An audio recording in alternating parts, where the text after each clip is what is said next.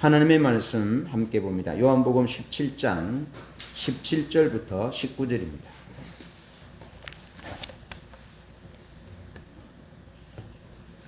요한복음 17장 17절로 19절 제가 봉독합니다. 그들을 진리로 거룩하게 하옵소서. 아버지의 말씀은 진리니이다. 아버지께서 나를 세상에 보내신 것 같이 나도 그들을 세상에 보내었고 또 그들을 위하여 내가 나를 거룩하게 하오니 이는 그들도 진리로 거룩함을 얻게 하려 함이니이다. 아멘.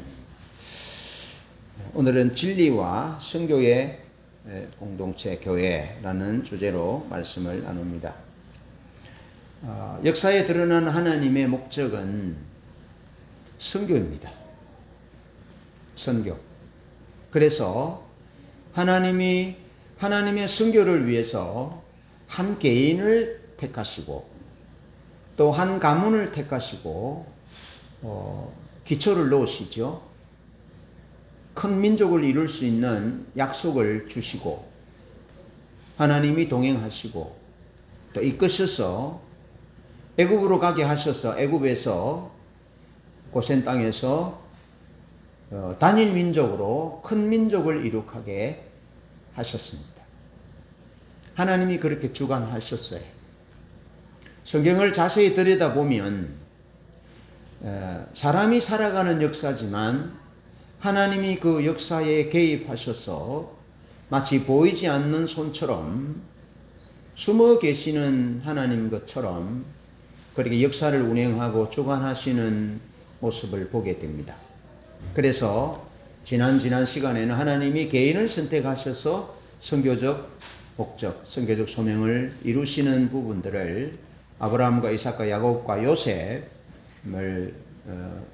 삶을 통해서 살펴보았고 또 지난 시간에는 하나님이 한 민족, 한 나라를 선택하셔서 하나님의 선교적 소명을 이룰 것이다.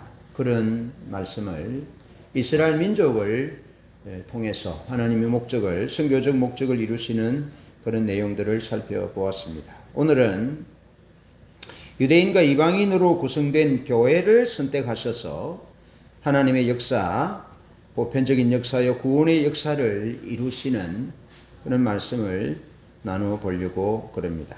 오늘은 주님이 세우시는 교회의 한 모습을 요한복음 17장에서 보여주신 예수님의 대제사장으로서의 드린 기도를 통해서 살펴보려고 그럽니다.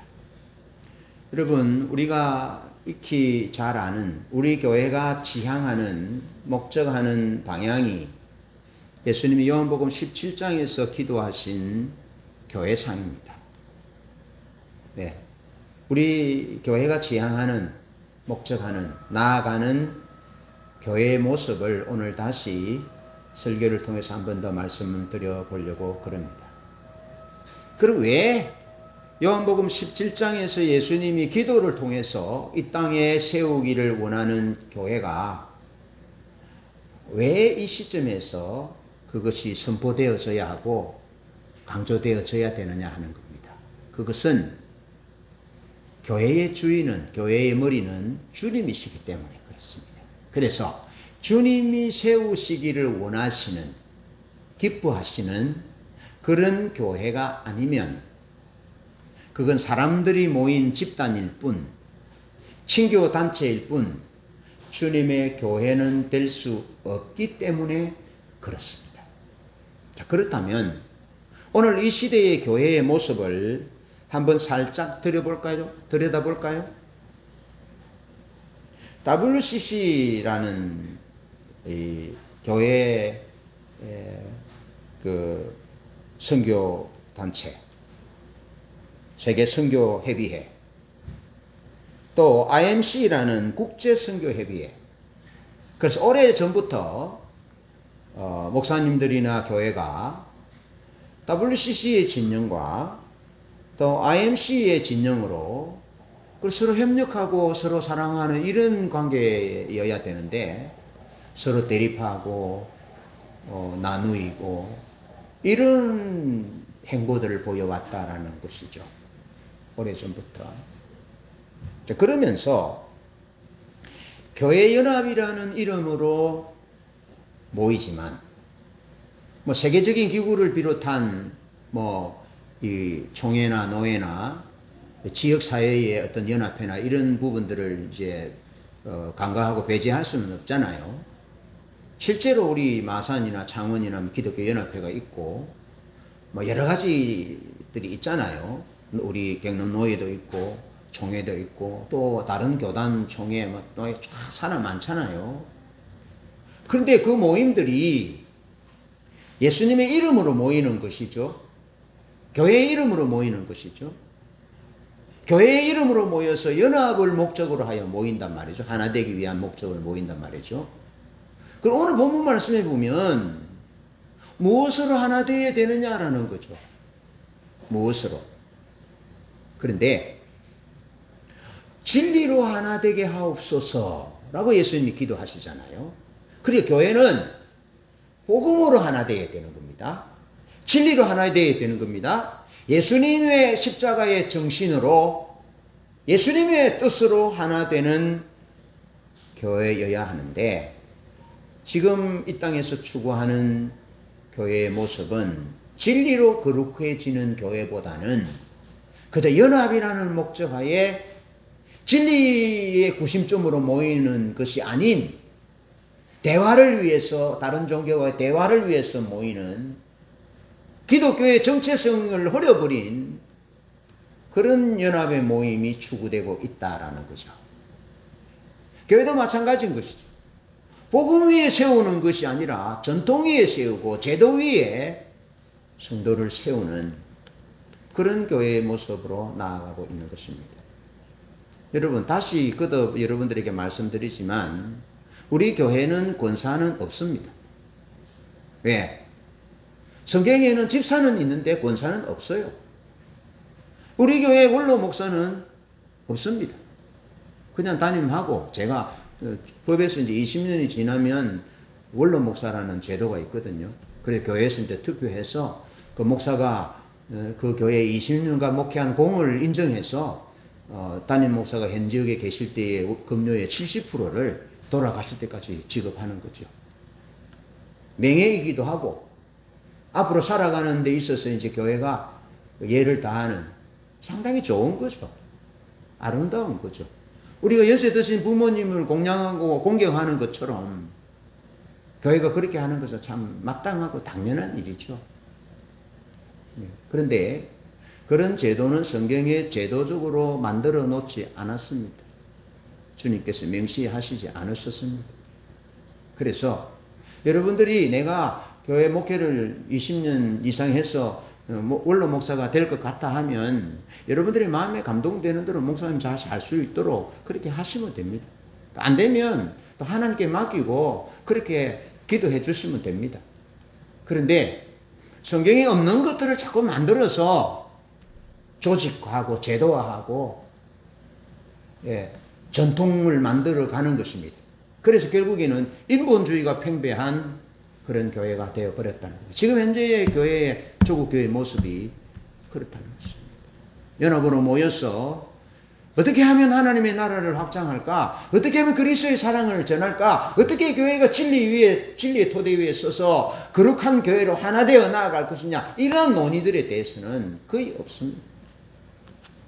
행정적으로 모여서 교회의 숫자가 많으면 마치 성공이고 능력이 있는 것처럼 그런 복음에서 비껴간 비본질적인 그런 모습, 연합의 모습, 교회의 모습이 오늘날의 모습이기 때문에 주님께서 요한복음 17장에서 기도하신 교회, 열망하신 교회의 말씀을 다시 살펴봐야 된다라는 거죠. 그런가 하면 그 하나님의 뜻에 대해서 교회들이 연합할 때 각기 다른 견해를 가지고 있는 것입니다. 아시겠죠? 기독교, 불교, 다른 종교들을 다 연합하는 겁니다. 대화라는 이름으로. 그럴 때 돼 보입니다.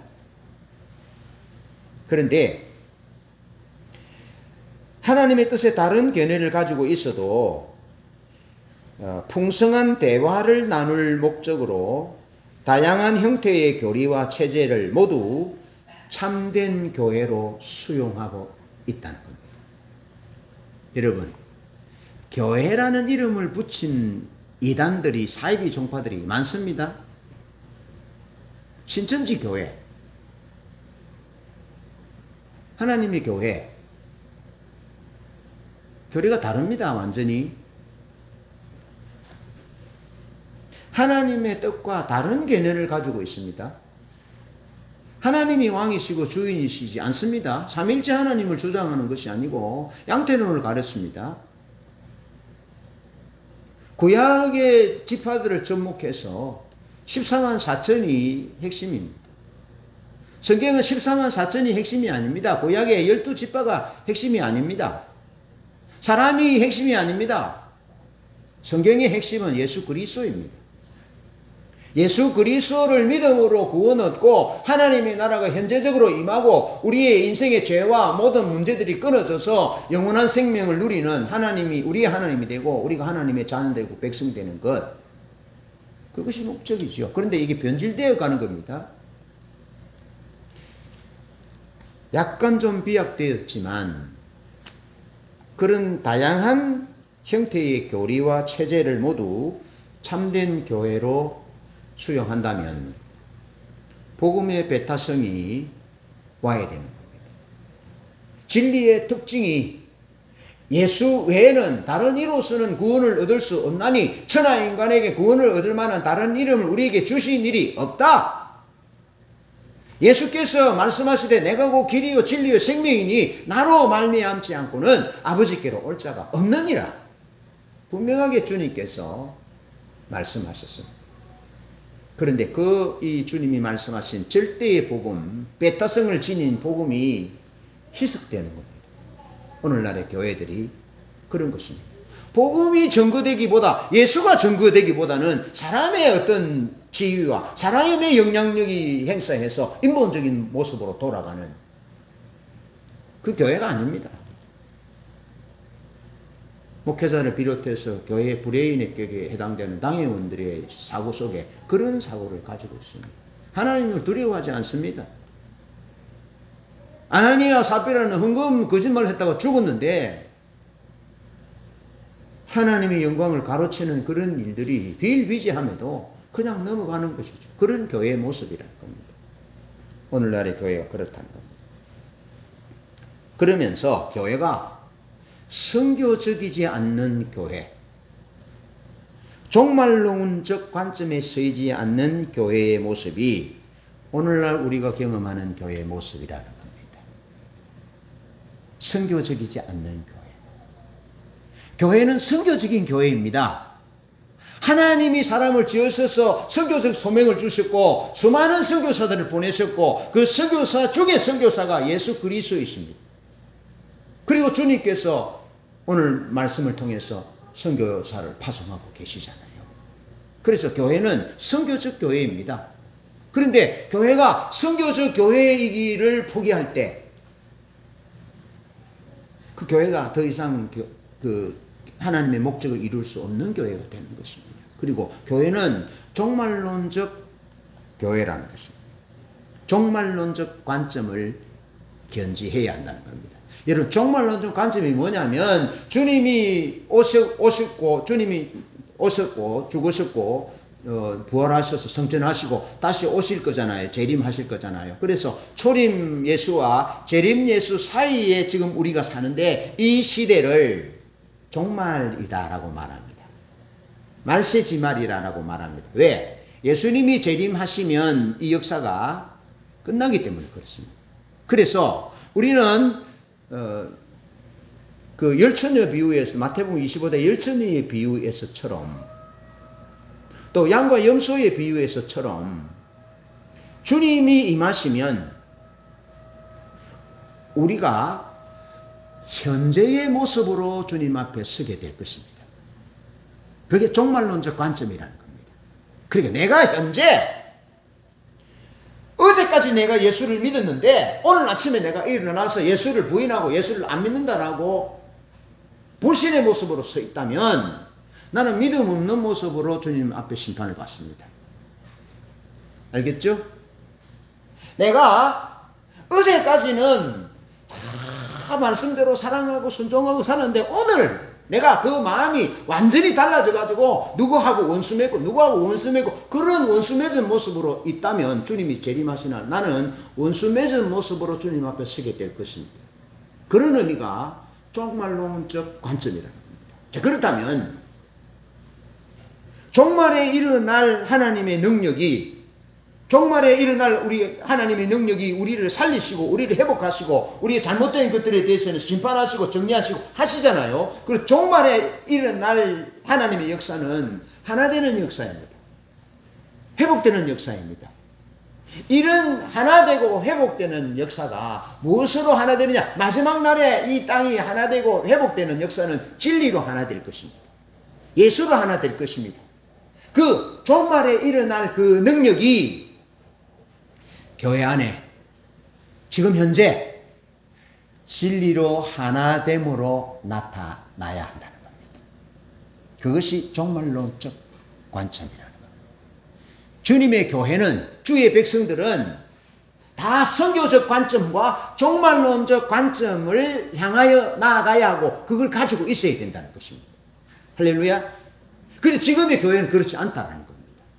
선교를 지향하는 교회의 모습이 약하고 그리고 우리끼리 자기중심 여기는 익숙한데 종말론적 관점이 부족하기 때문에 원수 맺고 이기적이고 싸우고 나누고 그렇다는 겁니다. 그러다가 주님 오늘 저녁 지금 오시면 어떻게 하시려고요? 교회는 그것을 지향해야 된다는 겁니다. 주님이 요한복음 17장에서 그렇게 기도하셨다는 겁니다. 그런 교회가 되기를 열망하셨다는 것입니다. 그래서 선교적 소명을 감당하는 교회를 얘기하면서 개인을 선택하시고 두 번째는 민족을 선택하시고 이제 세 번째는 교회를 선택하셨는데 우리 교회가 어떤 교회가 되어져야 되겠느냐 하는 것은 요한복음 17장에서 주님이 그렇게 소망하셨던 교회가 되어져야 마땅하다는 것입니다. 그런 교회가 되기를 축복합니다. 그런 선교적이고 종말론적 관점을 가진 우리의 믿음이 되기를 소원합니다. 자, 그러면서 첫 번째로 주님이 열망하신 기도하신 교회는 오늘 본문에는 포함됩니다. 앞부분에 있는 부분인데요. 하나님을 알고 사랑하는 교회. 여러분, 우리가 누구를 사랑할 때 그 사람을 진실로 그 사람의 입장에서 사랑해야 하잖아요. 호랑이와 소가 연애를 하는데 그런 얘기 있잖아요. 호랑이는 소에게 양을 잡아서 자기가 소를 좋아한다고 표시를 합니다. 그런데 소는 초식 동물이기 때문에 양을 먹을 수가 없어요. 그런데 소는 또 어느 날 호랑이에게 사랑을 표현하는데 싱싱한 풀을 한차 준비해 가서 먹으라고 줍니다. 샐러드 해 먹으라고, 나물 해 먹으라고. 그런데 호랑이는 육식 동물이기 때문에 풀을 샐러드를 먹을 수가 없어요. 설사해요. 자기 상대방의 관점에서 사랑해야 하는 거죠. 상대방의 관점. 그러기 위해서는 상대방을 알아야 되는 거죠. 상대방을.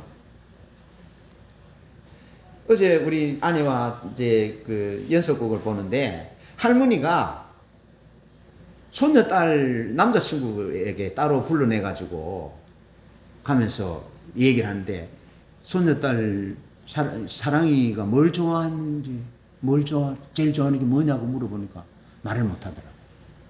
그러니까 할머니가 너는 빵점이야.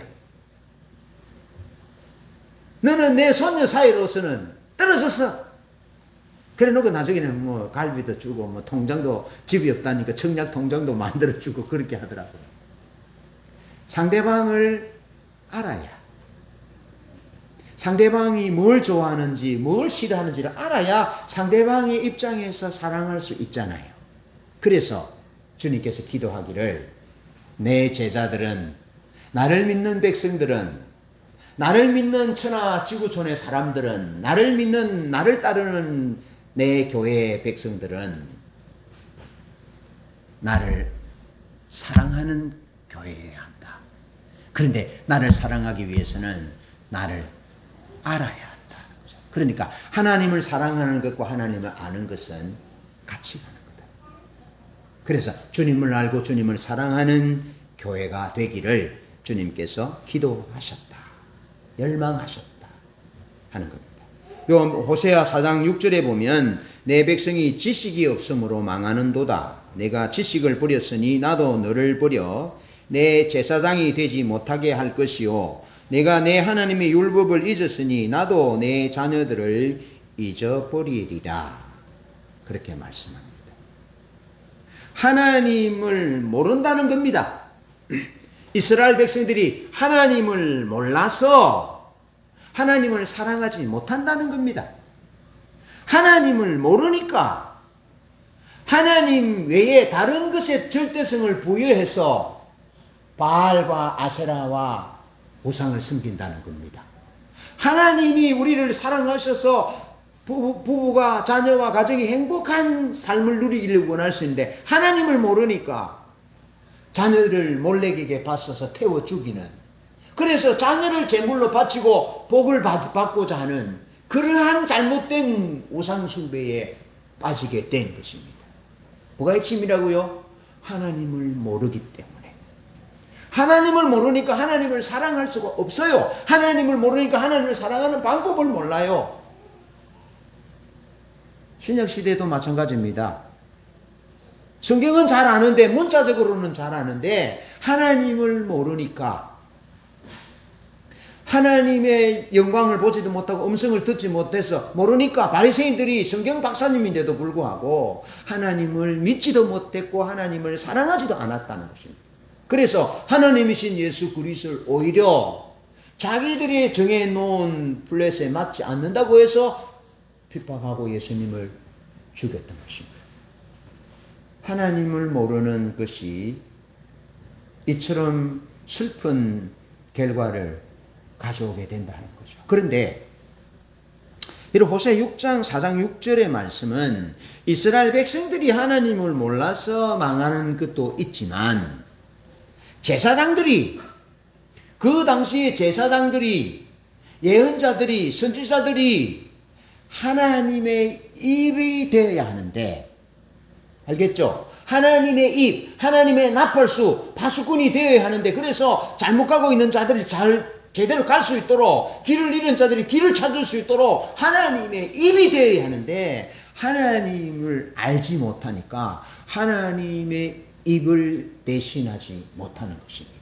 하나님의 입에서 나오는 말씀을 받아서 하나님의 말씀을 그대로 전해야 백성들이 그 말씀을 듣고 살아나고 하나님을 알고 하나님을 사랑하는 길로 가게 될 텐데, 제사장들, 예언자들, 하나님의 입이 되어야 할 그들이 하나님과의 친밀한 교제가 없었고 하나님의 음성을 듣지 못했고 환상이 가려져 있었기 때문에 하나님의 음성이 들려지지 않았어요. 그래서 백성들에게 하나님의 말씀을 전해서 그들이 하나님을 알고 하나님을 사랑하는 길로 가게 할 수 없었다는 것입니다. 그래서 망했다는 것입니다. 그 의미입니다. 그렇다면 오늘날 교회가 왜 존재합니까? 이 시대에 교회가 왜 존재합니까? 그리스도인 우리가 왜 삽니까? 하늘나라 가기 위해서 오늘날 교회에 오셨나요? 여러분, 우리가 교회가 이 땅에 존재하는 이유, 우리가 이 땅에 존재하는 이유는 하나님의 입이 되도록, 하나님이 손에 되고 하나님의 발이 되어서 하나님의 선교적 소명을, 하나님을 모르는 사람들에게 선교적 소명을 감당해서 그들이 하나님의 소리를 듣고 잃어버린 하나님의 길을 찾아서 나올 수 있도록 하기 위해서 교회의 존재 이유가 있고 그리스도인의 존재 이유가 있는 것입니다. 그래서 교회는 선교적 교회다. 그리스도인은 선교적 개인이라는 것입니다. 하나님의 선교를 제외하면 교회도 그리스도인도 의미를 상실하는 것입니다. 할렐루야. 그래서 그리 나아가야, 그래서 주님이 그렇게 기도하셨다는 것입니다. 그래서 17장 3절에 영생은 곧 유일하신 참 하나님과 그가 보내신 자 예수 그리스도를 아는 것입니다. 친밀한 교제를 통해서 하나님의 음성을 듣고 하나님의 형용을 통해서 하나님의 입이 되고 하나님의 가슴이 되고 하나님의 손과 발이 되어서 그렇게 백성들에게 갈 수 있도록 선교적 소명을 감당할 수 있도록, 그래서 종말론적인 그 하나님의 목적을 지금 살아내도록, 그래서 너희가 서로 사랑하면 너희가 내 제자인 줄 사람들이 알리라. 그래서 서로 사랑하라. 서로 사랑하라. 하나님의 나라에는 종말적 하나님의 나라의 완성의 하나님의 나라는 미움도 죽음도 아픔도 없잖아요. 사랑으로 하나 되는 거잖아요. 진리로 하나 되는 거잖아요. 그 종말에 일어날 그 일들이 지금 교회에서 일어나야 된다는 것입니다. 그런 의미로 교회는 선교적이요 또 종말론적 관점을 지닌 교회가 되어져야 한다는 것입니다. 그것을 주님께서 첫 번째 단추를 여실 때 하나님을 아는 교회, 그래서 하나님을 사랑하는 교회가 주님이 목숨 바쳐 세운 이 교회가 그런 교회가 되기를 원하셨다라는 겁니다. 우리 삶을 돌아볼 이유가 있지요. 요한복음 8장 31절 32절에서 예수님이 자기를 믿은 유대인들에게 진리를 알지니 진리가 너희를 자유케 하리라 그렇게 말씀하셨고, 또 요한복음 8장 37절에 40절에 내 말이 너희 속에 있을 곳이 없으므로 나를 죽이려 한다라고 말씀하셨고, 그들이 하나님의 음성과 하나님의 형용을 보지 못했기 때문에 믿지도 말씀에 순종할 수도 사랑할 수도 없었음을 말씀하십니다. 예수님이 꿈꾸시고 기도하신 교회는 하나님을 알고 사랑하는 교회입니다. 이 선교적인 관심과 종말론적 관심을 가진 교회입니다. 이런 하나님을 알고 사랑하는 교회, 선교적이고 종말론적 관심을 가진 이 공통분모에서 벗어난 교회는 교회가 아닙니다. 교회가 아닙니다. 여러분, 라오디게아 교회는 얼마나 많은 사람들이 모였습니까? 얼마나 많은 교회 재산이 있었습니까? 그런데도 주님이 문 밖에 계셨고요. 주님이 보실 때 그 라오디게아 교회는 소중한 것이 단 하나도 없었습니다. 교회가 아니라는 거죠. 교회가 아니라는 거죠. 그런데 빌라델비아 교회는 적은 능력을 가지고 있었지만 하나님의 칭찬하신 교회였잖아요.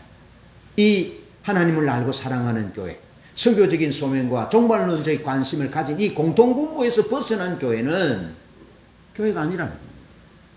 아무리 많은 사람들이 모이고 아무리 큰 건물이 있어도 그건 교회가 아니라는 것입니다. 예수님이 주인이 아닌데요. 하나님의 목적이 아닌데요. 사람이 주인이고 사람의 목적인데 그 라이온스 클럽이나 같습니다. 산악회와 같습니다. 예수님이 없잖아요. 하나님 나라가 없잖아요. 예수님이 증거되지 않아요. 하나님 나라가 강조되지 않아요. 그를 왜 설교하지 않아요? 하나님의 나라 백성답게 사랑으로 하나 되는 것이, 진리로 하나 되는 것이 없어요. 그냥 산으로 하나 되는 거죠. 산으로. 4H 클럽, 4H라는 이름으로 하나 되는 거죠. 종교 간의 대화의 이름으로 WCC가 하나 되는 거죠. 그 교회가 아니라는 거죠. 그거는 교회 연합이 아니라는 거죠. 진정한 의미에서. 그래서 하나님이 WCC에 대해서는 하나님이 정체성이 모호한 환상들을 여러 차례 보이셔서 그게 아니다. 하나님이 원하시는 이 단체의 길이 아니다. 처음에는 좋은 의도로 결성되었지만 그게 변질되어졌다는 겁니다. 그거 보셔야 된다는 겁니다. 우리 믿음을 돌아보아야 한다는 겁니다. 우리가 선교의 지향적인 믿음을 가지고 있고 종말론적 관점을 가진 믿음인지 하나님을 알고 하나님을 사랑하는 공통부모 속에 우리 부부가 서 있는지 우리 교회가 서 있는지 또 돌아보아야 된다. 그런 의미에서 지금 이 시점에서 선교적 소명을 감당하는 교회의 주제가 다루어지고 우리 교회가 그 주제를 올해 2023년에 나누게 된 것이 하나님의 은혜고 감사한 것이죠. 하나님이 이 주제를 말씀드릴까요? 할 때 산타클로스가 막 춤을 추고 그랬다 했잖아요. 하나님 환상 가운데 산타클로스 춤을 추고 선물을 준비하고 기뻐하시는 거죠. 선교적 교회, 선교적 소명을 감당하는 교회가 될 때, 또 종말론적인 관심을 가진 교회가 될 때, 그때 주님이 기뻐하신다는 겁니다. 하나님 우리에게 놀라운 선물을 주신다는 것입니다. 할렐루야. 그렇게 하신다는 것입니다. 자, 두 번째로 주님이 기도하신 교회는 거룩하고 하나된 교회입니다. 거룩한 교회, 하나된 교회입니다. 17절 말씀해 보니까 저희를 진리로 거룩하게 하옵소서. 아버지의 말씀은 진리니이다 라고 말씀하셨습니다. 여러분, 우리가 거룩하게 되는 것은 하나님의 말씀인 진리로만 거룩하게 됩니다. 왜? 하나님만이 거룩하시기 때문에.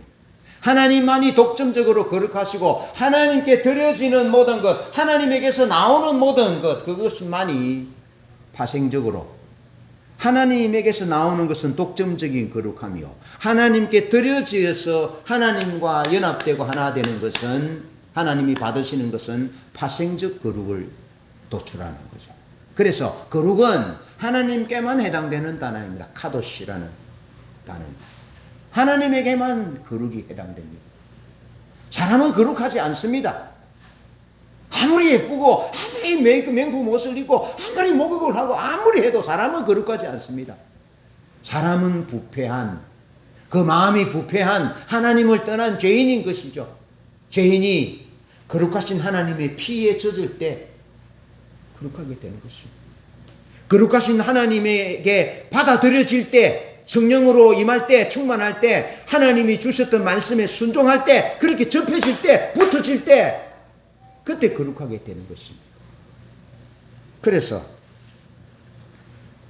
참된 하나됨은 교회들 간의 연합으로 하나 되는 것이 아닙니다. 참된 연합은 진리로만 하나 될 수 있습니다. 모든 사람이 진리 앞에 다 계급이 내려집니다. 진리 앞에 모든 전통이나 가문이나 모든 높음들이 내려집니다. 진리 앞에 다 하나 되는 것입니다. 그래서 진리 앞에 다 똑같이 되는 것입니다. 그것이 교회입니다. 그래서 하나 되는 것입니다. 여러분, 그래서 교회가 직제가 높아지고 직제가 만들어지고 조직이 만들어지고 하면 할수록 변질될 가능성이 높은 겁니다. 그래서 조심해야 합니다. 조직이 커지고 교회가 성장해지고 성교회가 커지고 비대해지고 조직화되어질수록 하나님의 뜻에 멀어질 수 있다는 사실을 기억하셔야 합니다. 교회는 예수 그리스도의 이름 앞에 이방인이든지 유대인이든지 가진 자든지 가지지 못한 자들이, 배운 자든지 그렇지 못한 자들이, 남자든지 여자든지 누구든지 다 평등한 존재, 화평한 존재입니다. 하나된 존재입니다. 진리로 하나 되기 때문에 그래요. 그래서 교회가 환영받는 교회고 그런 교회가 되어져야 되는데 어느 날 교회는 계급화되어졌습니다. 그리스도인조차도 건물이 큰 교회에 가면 마치 자기가 큰 사람이 된 것처럼, 마치 자기가 그 믿음이 좋은 사람인 것처럼 그렇게 겉멋이 들어서 살아가는 모습이 너무나 많습니다. 건물과 믿음은 아무 관계가 없네요. 교회 사람이 많은 것과 내 믿음과는 아무 상관이 없네요. 교회의 재정이 많은 것과 내 삶과는 아무 상관이 없네요. 교회는 그런 교회가 아닙니다. 교회는 예수 그리스도의 이름 앞에 하나 되는 교회, 진리로 하나 되는 교회, 그것이 교회입니다. 그래서 모든 사람들이 나와서 자유를 누리는 것이죠. 그런 교회가 되어져야 합니다. 우리 교회는 교회 문턱이 없어야 합니다. 교회 문턱이 없어야 합니다. 그래서 교회의 문턱이 없어지는 그 일환으로 권사가 필요 없는 겁니다. 원로 목사가 필요 없는 것입니다. 주님이 성경에서 말하는 장로는 지금 현재의 장로가 아닙니다. 칼빈이 세운 평신도 장로지요. 아닙니다. 그래, 계급화되어져 버린 겁니다. 그래서 혹자가 그럽니다. 권사가 되기 전에는 주방에 나와서 봉사도 하고 그렇지 잘 하더니 권사가 되고 나니까 안 들어온다는 겁니다. 식당에. 장로가 되기 전에는 괜찮은데 장로가 되고 난 뒤에 회라는 곳에 들어가서 잘못된 목사의 대척점에서 쓰는 그런 가르침을 받아가지고 사람이 바뀌어요. 변질이 돼요. 그래서 교회 문제가 일어나는 교회가 많습니다. 여러 교회들이 있습니다. 혹시 우리 교회에서 가장 오래된 우리 유미 집사님, 나는 왜 권사 안 세워주는 거? 은자 집사님, 나는 왜 권사 안 세워주는 거? 내보다 고향 후배는 다른 교회 권사인데 부러워하지 마십시오. 우리 목사님은 성경에 없는 것은 안 하시고 성경에 있는 것만 하시니까 괜찮다. 그렇게 생각하셔야 돼요. 제가 혹시 우리 교회에 장로를 세운다면 그 장로가 세워지는 장로는 성경에서 말하는 장로들에 나오는 그 장로는 사도들을 말하고 사역자들을 말하는 겁니다. 그렇게 장로를 세워도 행정적인 장로로서 교회의 행정적인 일환으로서 교회의 여러 가지 일들을 처리하기 위한 하나의 수단으로 세울 뿐 성경에서 말하는 장로는 아니다. 그거 아셔야 됩니다. 우리 영진 집사님 또 우리 여기 모든 분들이 다 장로가 될 수 있잖아요. 그래서 혹시 장로로 세워진다면 행정적인 장로다라고만 아셔야 한다는 거죠. 그런 부분들을 말씀드리고 싶습니다. 그래서 우리 교회는 문턱이 없는 교회, 계급이 없는 교회. 그래서 말씀하잖아요. 목사만 사역자다. 여러분도 사역자다. 사역자다. 성경에는 평신도는 없다. 목사가 있는 것은 성도를 온전케 하기 위하여 있고, 그렇다고 여러분이 목사는 우리 종인의 그거 아닙니다. 성경에서 여러분들의 영혼을 위해서 수고하는 목회자에 대해서 어떻게 대해야 되는지에 대해서 말씀하고 있습니다. 서로 상호 보완적인 거죠.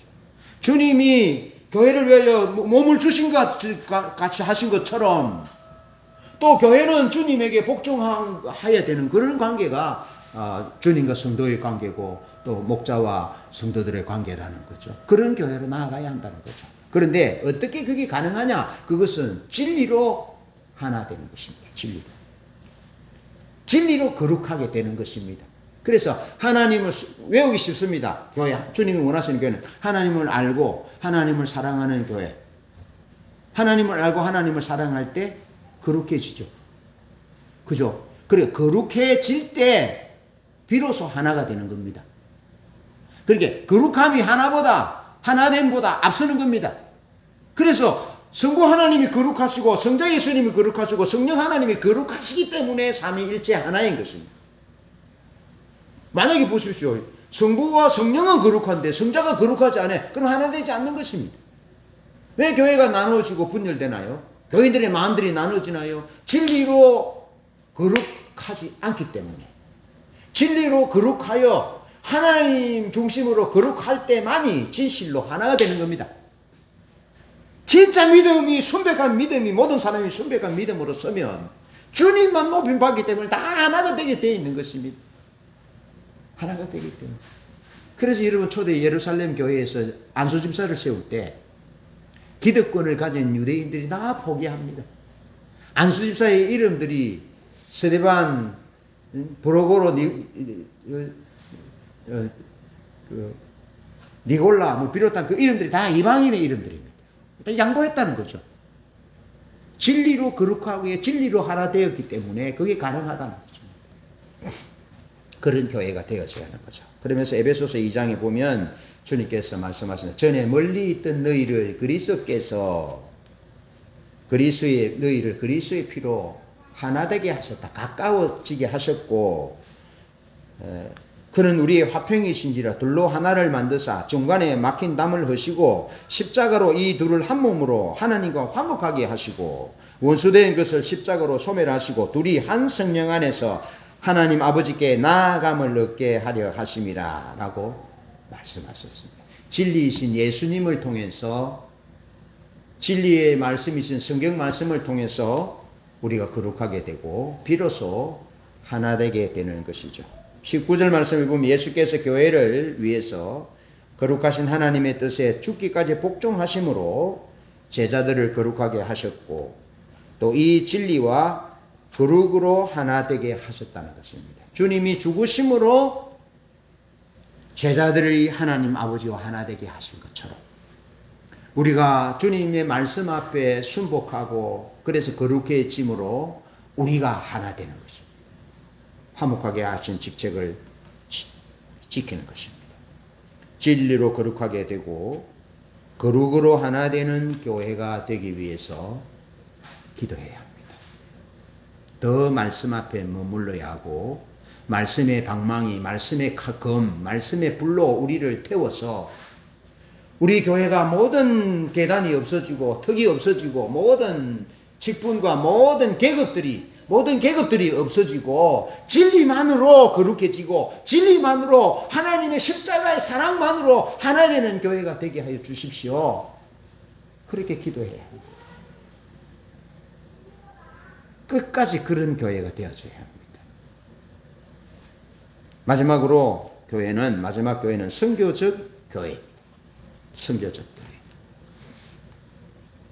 여러분, 예수가 선포되지 않는 복음,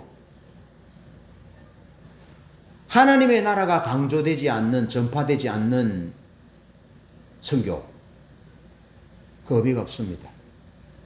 보십시오. 예수만 강조되는 것은 죽어서 천국 가는 겁니다. 이 땅에는 의미가 없는 겁니다. 그게 지금까지 전해져 온 복음에 대한 편중된 시각이었습니다. 그런데 예수가 증거되어져야 되는가 하면 하나님의 나라가 증거되어져야 합니다. 그래서 때가 차고 하나님의 나라가 가까웠으니 복음을 믿고 회개하여 복음을 믿으라라고 말씀하면서 지금 하나님의 나라를 예수님의 복음을 받아들이면 지금 이곳에 하나님의 나라가 현재적으로 이루어진다는 겁니다. 현재적으로 하나 된다는 겁니다. 종말에 일어날 것들이 지금 현재 교회에 일어난다는 겁니다. 우리 삶에 일어난다는 겁니다. 그래서 예수님의 이름이 증거되어야 될 뿐 아니라 하나님의 나라가 같이 증거되어져야 된다는 겁니다. 하나님의 나라만 증거된다면 그것은 해방신학입니다. 하나님이 없는 겁니다. 하나님이 없는 하나님의 나라인데 이것은 이단에 되게도 있습니다. 신천지에서 말하는 하나님이 없는 하나님의 나라입니다. 같이 가야 한다는 겁니다. 이 두 개가 같이 가야 되는데 선교적인 교회는 그런 의미라는 것입니다. 18절 말씀에 아버지께서 나를 세상에 보내신 것 같이 나도 그들을 세상에 보낸다는 거죠. 세상에 보내는데 뭐 하라고 보냅니까? 지금 여기 우리말 성경에는 내가 세상을 보냅니다 라고 말하고 표준 번역이나 공동 번역에는 나도 그들을 세상에 보내었습니다 라고 말씀하거든요. 그럼 뭐 하라고 보냅니까? 예수를 증거하고 하나님의 나라를 증거하라고. 이 두 개가 같이 가야 되는 것입니다. 선교적 소명이 이렇게 가야 되는 겁니다. 그러면서 예수를 증거할 때 하나님의 나라가 이루어지도록 예수님을 증거하며 하나님의 나라를 선포하는데 이 하나님의 나라를 선포할 이때 예수를 선포하고 하나님의 나라를 선포할 때 실제 우리의 삶이 거기 같이 가는 겁니다. 입으로만 예수를 증거하는 것, 예수를 증거할 때 하나님의 나라의 능력이 뒷받침했고요. 하나님의 나라를 증거할 때 하나님의 성령의 능력이 뒷받침했는데 그 하나님의 성령이 뒷받침할 때 거기에 하나님의 사람들이 자기의 재산을 드리고 자기의 시간을 드리고 자기의 마음을 들여서 소외된 자, 가난한 자, 병든 자를 돌보고 입히고 먹이고 그렇게 했어요. 그것이 주님이 제자들을 보내서 하라 하신 일입니다. 주님이 우리 교회를 삼으셔서 선교적 소명을 감당하도록 보내시는 이유가 거기 있습니다. 예수를 증거하고 하나님의 나라를 증거하여 성령의 역사로 능력으로 어떤 역사가 나타날 때 사람 먹어야 되잖아. 입어야 되잖아. 위로를 받아야 되잖아. 그렇잖아요. 그 일들을 같이 하는 거다 이 말이죠.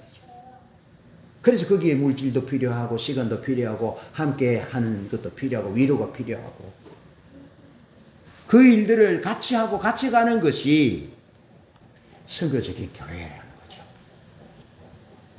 선교적인 교회. 여러분 왜 예수님이 이 땅에 오셨습니까? 예수님 천사들 시키면 되는데요. 예수님이 친히 오셔서 하나님의 나라를 선포하셨습니다. 하나님을 선포하셨고 하나님의 나라를 선포하셨어요. 그리고 그 속에 주님이 들어가셔서 실제로 가난한 자들을 찾으셨고요. 병든 자를 찾아가셨고요. 소외당한 자들을 찾아가셨고요. 그들과 함께 식사했고요. 사마리아 땅을 찾아가셔서 버려진 땅, 이방 땅 찾아가셔서 사마리아 여인을 찾으셨고요. 간음 중에 잡힌 여인을 이방인들이, 유대인들이 돌로 쳐 죽일 것을 구해내셨고요. 베세다 들녘에 배고픈 사람들을 먹이셨고요. 먹이셨다고요. 그게 예수님이 설교하신 방법이라고요. 교회도 그렇게 해야 한다는 겁니다. 주님이 그렇게 기도하셨다는 것입니다. 그래서 18절 말씀에 아버지께서 나를 보내신 것 같이, 선교사로 보내신 것 같이 나도 제자들을 선교사로 보냅니다. 라는 말씀이고, 요한복음 20장 21절 22절에 보면 부활하신 주님께서는 두려워 숨어 있는 제자들에게 오셔서 너에게 평강이 있을지어다 그렇게 말씀하시고, 평강이 있을지어다. 그냥 평강이 있을지어다는 의미는 무슨 의미입니까? 그냥 기분 좋고 마음이 편안할지도 아닙니다. 내가 십자가에서 죽음으로 너희들이 아버지와 화목한 관계가 되었다.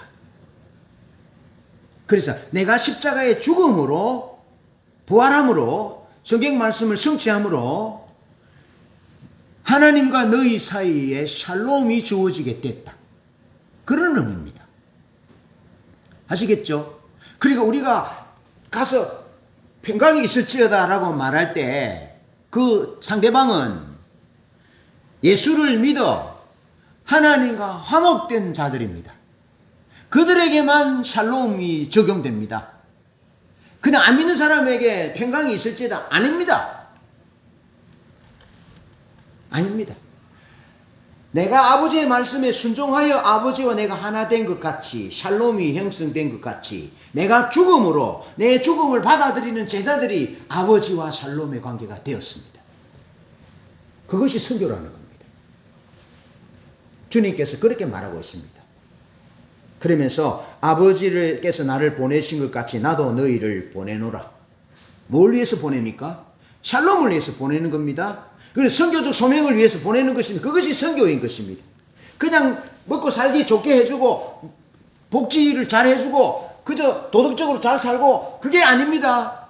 하나님과의 관계가 화목되게 만드는 그 샬롬의 관계를 전하는 것, 누리게 하는 것, 그것이 선교라는 겁니다. 그걸 보내는 것입니다. 그 일을 위해서.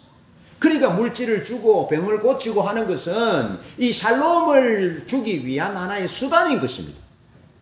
수단인 것입니다. 그런데 사람들이 어떻게 했습니까? 베세다 들려서 떡을 먹고 배가 불러서 예수님을 따랐는데 표적을 보고 따른 것이 아니고 배부른 까닭으로 따랐다 했잖아요. 그런데 배부른 떡만 얻어먹고 병만 고치고 주님을 떠나가 버리면 어리석은 자 중에 어리석은 자다. 그런데 교회는 그 어리석은 선교를 지향해서는 안 된다는 것입니다.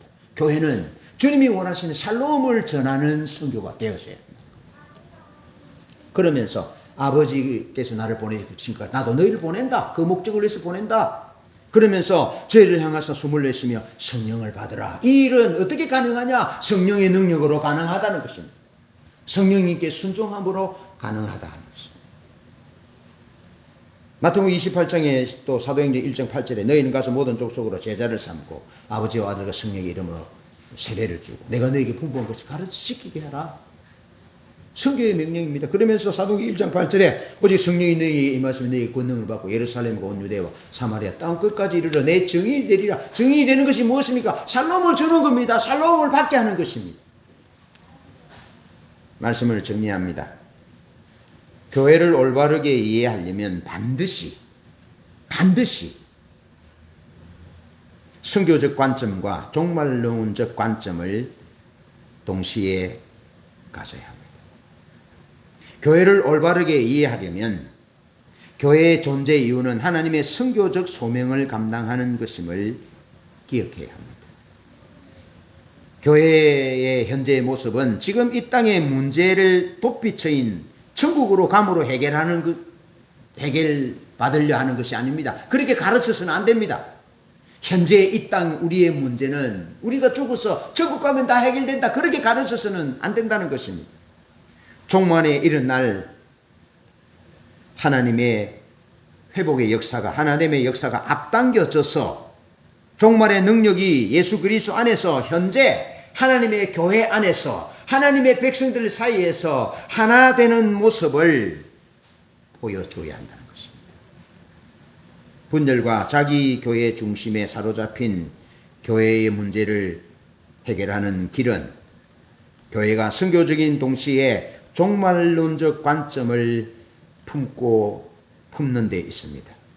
그러면서 성령에 대한 순종으로 가서 하나 되게 하며 하나 되게 하신 것을 힘써 지키는 교회가 되어야 합니다. 그러기 위해서 우리는 하나님을 알아야 하고 하나님을 사랑해야 되고 진리로 거룩하게 되어져야 합니다. 그래야만 가능합니다. 그래서 능력 있는 교회로 하나님의 설교적 소명을 감당하는 교회가 될 수 있을 것입니다. 이런 교회를 위하여 기도하고 이런 그리스도인이 되어지시기를 주님의 이름으로 축원합니다. 찬양하고 기도하겠습니다.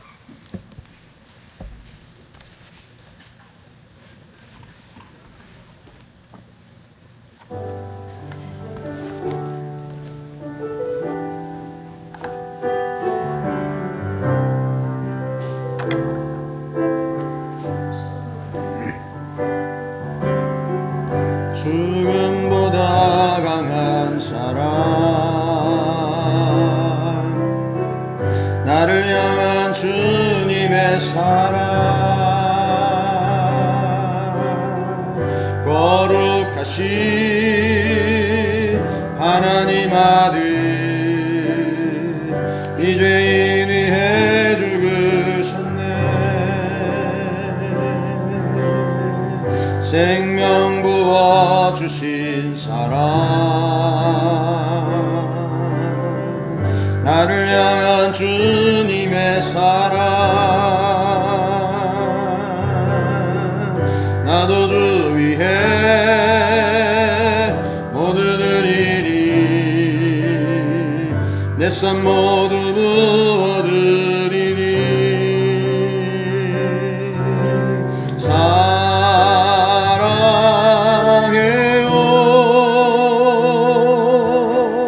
내 마음 드려요.